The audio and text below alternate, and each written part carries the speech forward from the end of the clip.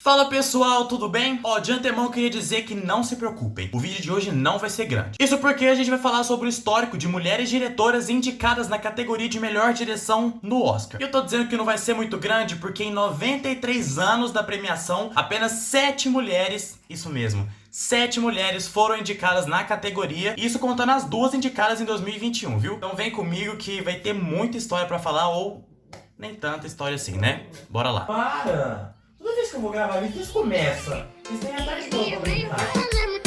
O nome dele é cachorrinho, filha da puta, filha da puta, filha da puta, filha da puta, filha da puta, filha da puta.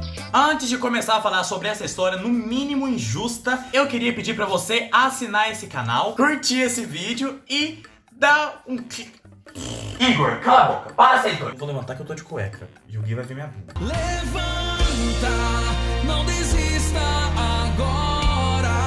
E clica no sininho, assim você vai receber uma notificação toda vez que a gente postar algum vídeo marotíssimo aqui no nosso canal. Eu disse pra vocês que são 93 anos de Oscar. E isso, apenas 7 mulheres foram indicadas na categoria de melhor direção. Fazendo umas contas bem rápidas aqui, só pra gente ter uma proporção, já que são 5 nomes todos os anos, vezes 93 edições do Oscar, dá pra gente um número de 465 indicados na categoria de melhor direção no total, homens e mulheres. Menos 7, que são as mulheres indicadas na história, nós temos um número de 458 homens indicados na história do Oscar. 458 homens, 7 mulheres. E se eu tiver feito essa conta errada, gente, pelo amor de Deus, considera, só...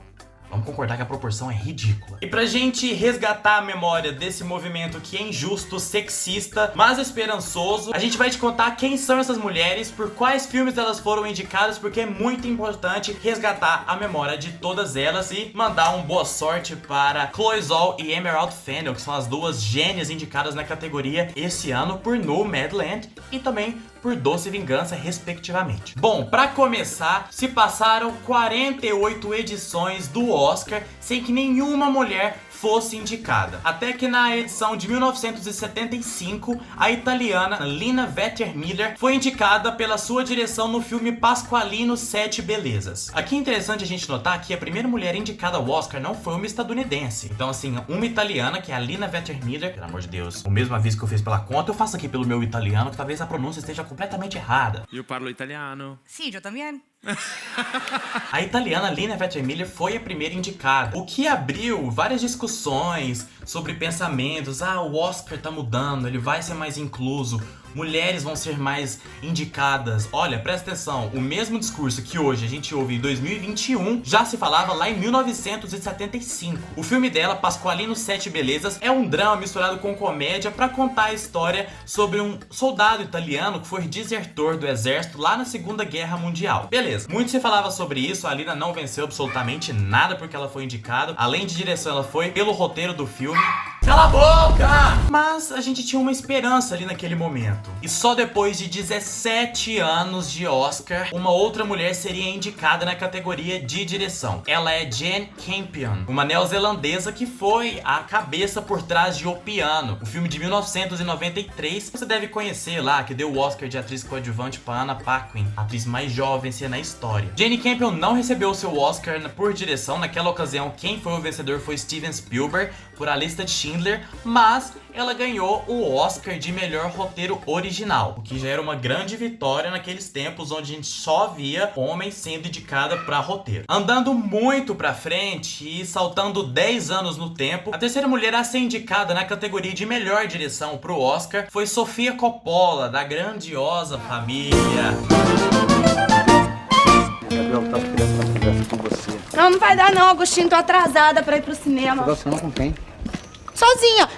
Quer dizer, com o Sobral. Ela foi indicada na cerimônia de 2004 por Encontros e Desencontros, um filme que marcou a sua trajetória de anos ali com o brilhante ator Bill Murray. Sofia também não venceu o seu Oscar. Naquela ocasião, quem venceu o Oscar foi o Peter Jackson pelo terceiro filme da franquia Senhor dos Anéis, mas a Sofia Coppola ganhou o prêmio de melhor roteiro adaptado, se tornando a terceira pessoa da geração de sua família Coppola a vencer o Oscar. Isso porque o avô dela tinha vencido vencido o Oscar por trilha sonora, e o pai dela, o grandioso Francis Ford Coppola, o chefão por trás de Poderoso Chefão, ganhou tudo por essa trilogia maravilhosa, uma das melhores da nossa história do cinema, hein? Isso foi em 2004. Só em 2010, Kathryn Bigelow iria fazer história na premiação. Agora sim, depois de 82 edições do Oscar, uma mulher viria vencer a categoria de melhor direção. Eu me lembro muito bem que aquele foi o primeiro Oscar que eu acompanhei, foi em 2010. Então, foi muito marcante ver a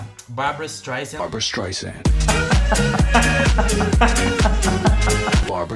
Subir no palco, abrir o envelope e dizer: a história foi feita. Temos a primeira mulher vencedora e entregou o prêmio para Kathryn Bigelow. Naquela ocasião, ela dirigiu Guerra ao Terror e concorria com ninguém mais, ninguém menos com que o seu ex-esposo e diretor de Avatar e Titanic, James Cameron, que era o favoritíssimo. Guerra ao Terror também foi o primeiro filme dirigido por uma mulher a vencer na categoria de melhor filme. E como a Kathryn Bigelow, ela também é produtora do filme, ela saiu pra casa com 2 estatuetas. Isso foi histórico e nunca mais voltou a acontecer. 3 anos mais tarde, na cerimônia de 2013, ela também foi indicada na categoria de melhor filme pelo seu trabalho em A Hora Mais Escura. Ela também dirigiu, mas aqui ela só foi indicada pelo seu papel como produtora no filme, viu? Depois da brilhante vitória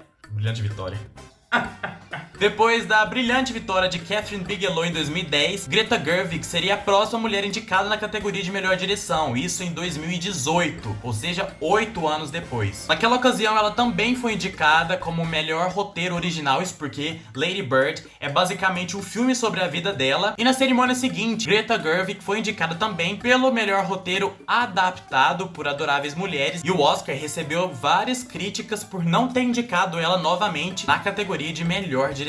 Então, enquanto a gente sempre tem o Oscar reconhecendo trajetórias do Martin Scorsese, do Steven Spielberg, enfim, de vários outros diretores, aqui as mulheres são reconhecidas só por um único papel. Sabe, Lina Werther-Miller atualmente tem 89 anos de idade, dirigiu outros vários clássicos do cinema europeu e nunca mais foi indicada. Cadê esses reconhecimentos páreos para mulheres igual é para os homens, sabe? Então a gente tá muito longe de mudar muita coisa aqui. Eu sei que esse não é o meu lugar de fala, longe disso, mas aqui eu quero trazer reflexão pra você também. Será que você tá consumindo filmes de mulheres? É muito fácil a gente pensar que, o que eu posso fazer pro Oscar mudar essa política de não indicar? De fato, não tem como a gente cutucar lá em algum membro da Academia Cinematográfica e dizer: tem meia dúzia de mulheres que fizeram um trabalho fantástico esse ano, que merecem ser indicadas, que tal indicar? Não tem como a gente fazer isso, mas tem como a gente consumir, beleza? Então vai uma reflexão: será que você tá consumindo produtos e filmes de mulheres, dirigido por mulheres? Mas nossa história não acabou não, viu?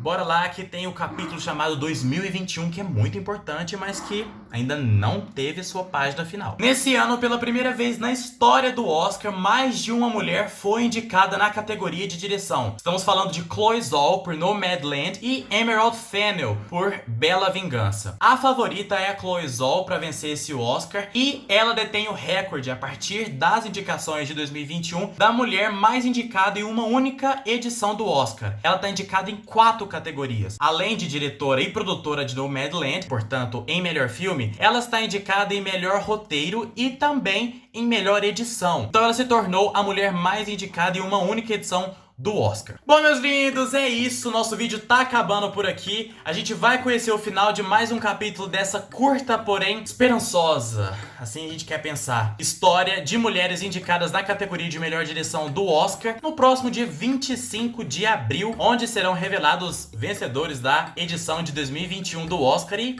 fique com a gente, viu? O Além dos Ecrãs tem muita coisa maravilhosa. E se fosse pra tirar uma moral da história desse vídeo, consuma produto das minas. Tem muita gente maravilhosa no exterior ou aqui no Brasil dirigindo, e não só mulheres, sabe?